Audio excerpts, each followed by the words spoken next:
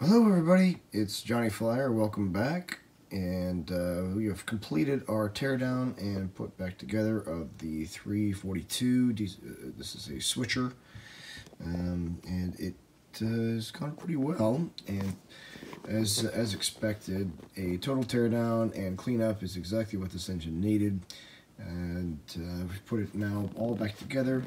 It's put back, actually came back together very nicely. If it was not for a head cold, you could probably tell the change in my voice. This would have been done probably about a week ago. But I had to take a break from health, and now I'm back at it. So just to recap, what we did was we tore down both the engine itself, top to bottom, took the whole thing down, gave it a quick run.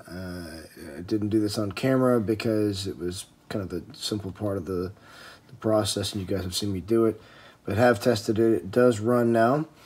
And also tore the tender down, and if you remember, this is the tender that has the light in the back, has the reverse unit back here, and has the smoke unit up front.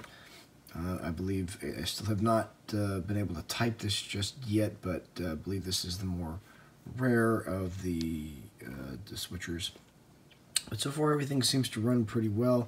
Just to run through the cycles for you, it was the reverse unit was sticking when we tried it. Now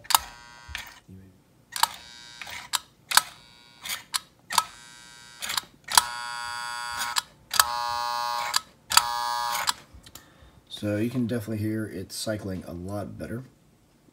So since I've already done a quick test table check, what I'm going to do is I'm going to put it on the test track. I'm going to get it all put back together. And final update from the big layout. And it did go on the test track nicely. Just ran it one lap. It was picked up right away, so I didn't really think there was a need to run the video. So we're just going to go straight to the big layout. But this is a completely cleaned up, I wouldn't say restored because there really wasn't any restoration work that's done to it. But man, look how nice that looks. Aside from a little bit of weathering on the numbering on this side, everything really looks very nice. Clearly has a little bit of play wear, a little bit of dents and dings here and there, but as you guys know, I like that a little better than I like something perfectly clean that I'd be afraid to run. So other than some health problems, this one cleaned up very quickly, and those health problems are my own, not the train's. That's what took me a little longer. So built just a quick little consist here. It is a link coupler, you probably noticed, and I will be changing that out to knuckle coupler because this is going to stay on the layout. I just really like the look of it. So I'm going to give her a quick run, and we will be off to the races. Here we go.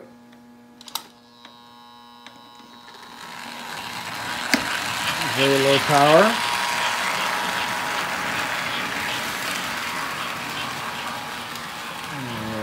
Ramp it up a little more here. Off she goes.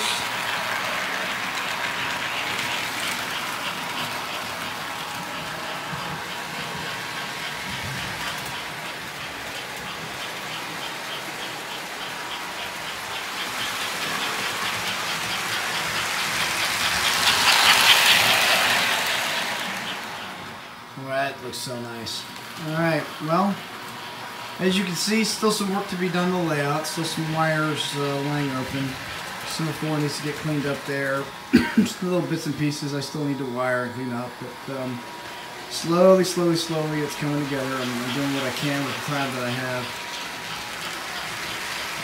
Well, now that we're coming to a stop here, I just got to tell you, this has been such a fun project to do.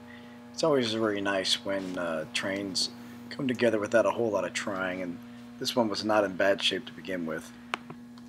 Yeah, just a really clean train. Boy, I'm excited about that. All right, well, that's it for now, folks. You can see more some other former projects here that are still on the train table, running around, and a few others that are still on the workbench.